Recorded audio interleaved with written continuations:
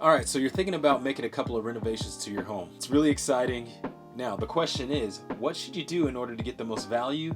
And also make sure you don't put yourself in a situation where you're making renovations that aren't going to affect whenever you actually get ready to sell your home. In this video, I'm going to give you my top 3 tips on what you need to do if you're going to be making renovations on your house.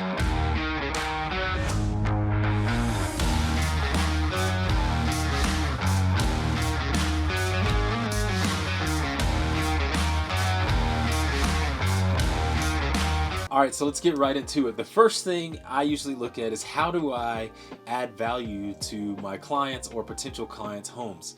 I got into real estate as an investor, and so the thing that I'm always looking at is how can I add value or how can I preserve the value of a home whenever I am speaking with my clients. And the number one thing you can do, the first thing you can do that is usually the easiest that you can do is just to add square footage. And so if you add square footage to your home, the home is usually will make the home a little bit bigger, and then that is going to add to the value of your home. Now there is one thing that you need to be aware of, and that is what size is your home compared to the other homes in your area. Because the one thing about residential real estate is it's not about the value of your home, it's about the value of all the homes that have sold around you. And so if you're already the biggest home on the block and you add square footage to your house, yes, you will get a little bit of value, but you're not going to get as much value as you would if you were one of the smaller houses or if you were, an average size house in your area. And so the one thing that we use is price per square foot. And so just by the sheer math, let's just say, you're at $150 a square foot or $150 a square foot, you have 1,000 square foot house. That's going to be, $150,000. Now, if we just add 500, I'm going to use my calculator here because I am not good at math. Now, if we just add, let's just say we add 500 square feet to that. All right, at $150 a square foot, you add 500 square feet. That is going to add another $70,000 to your house just by adding that square footage. So you go from 150,000 to 225,000.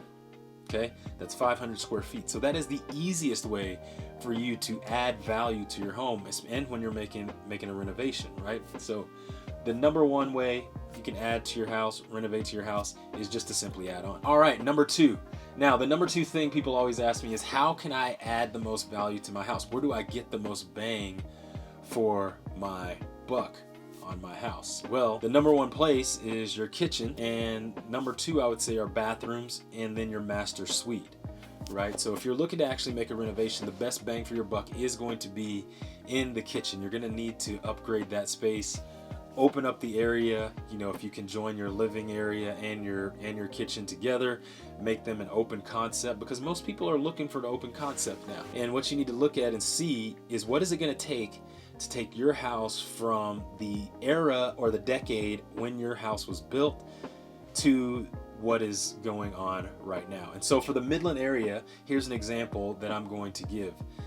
Most of the homes, if you go out and you take a look, most of the homes that were built from 2000 to I'm going to say 2017, what you're going to see is a lot of them are going to have oak cabinets, wood cabinets, they're going to have tile, or they're going to have like dark wood tile. Well, if you look around what's going on now, HGTV, everybody's looking at pretty houses. What do people want? Well, most people want white cabinets. They want soft close cabinets.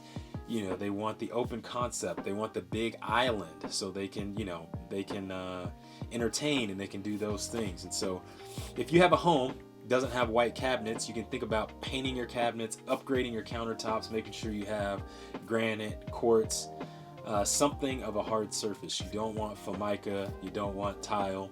You want something that's going to be nice, hard surface that people are actually looking for now. And people are looking for, either wood tile or hardwood floors, but they're looking for more of the lighter floors now. And so that's what you want to do. You want to look and see what are some of the newer homes that are being built right now. What does that look like compared to your home?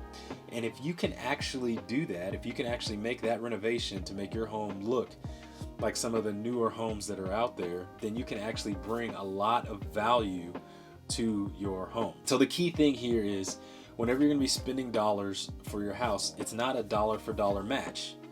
And so that's the thing you need to look at. It's a misconception I have when I go talk to sellers. Whenever they want to sell their home, they'll tell me, hey, I put in this new concrete pad in the back of my house and it cost me $15,000. So I want to add $15,000 to the price of my home. Well, unfortunately, adding a concrete pad to your backyard, turning your backyard into a concrete jungle, does not add value to your house. Because you put that money in doesn't mean you're going to get that money out. And so the best place for you to do that is actually in your kitchen, your master suite, and in your bathrooms. The standard house usually has about 2 bathrooms, and so if you upgrade your bathrooms and you make them nice, you're usually going to get that money back. But that is the place that you're going to get the most bang for your buck. Your kitchen, your bathrooms, and your master suite. All of the stuff besides that, you might get a little bit of value, but it's not going to be like it's going to be if you put that money into the inside of the house there. All right, now my last tip here is going to be talk to your realtor or your real estate professional before you make any renovations.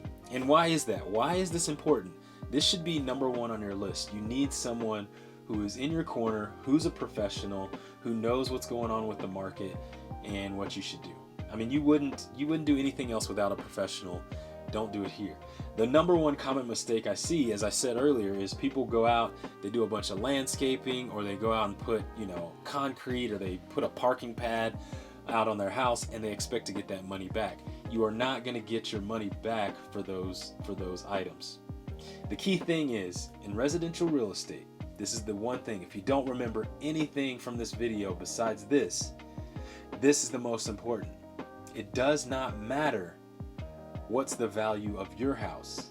What matters is the value of the homes that have sold around your house. And so residential real estate is sold on comparable sales. And so if your house is bigger, it's a game of averages.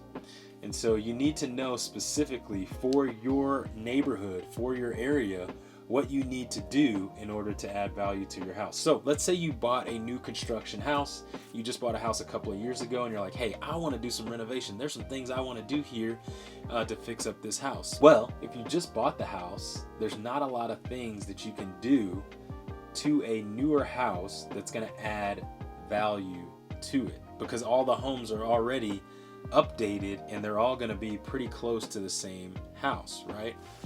Now, in that situation, the one thing I would say you could probably do in a newer home, just to give you one example, is you could put a pool in. Now, if you put a pool in a new construction house, that is a big differentiator, right?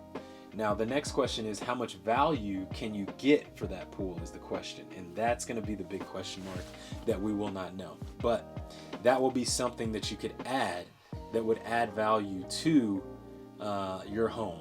And so the other thing is if you don't want to make over improvements as well. So if you have something that is not a lot of houses have, or only 1 or 2 houses have, or there's no comparable sales in your area with the upgrades that you have, you're also going to lose some of that value as well, because the appraiser who puts a value on your home, they have to have some way of justifying the value that they're giving you. And so the number 1 mistake you can make is over improving your home. And so you need to talk to your real estate professional to figure out what is an over improvement and what's actually going to help you get value on your home.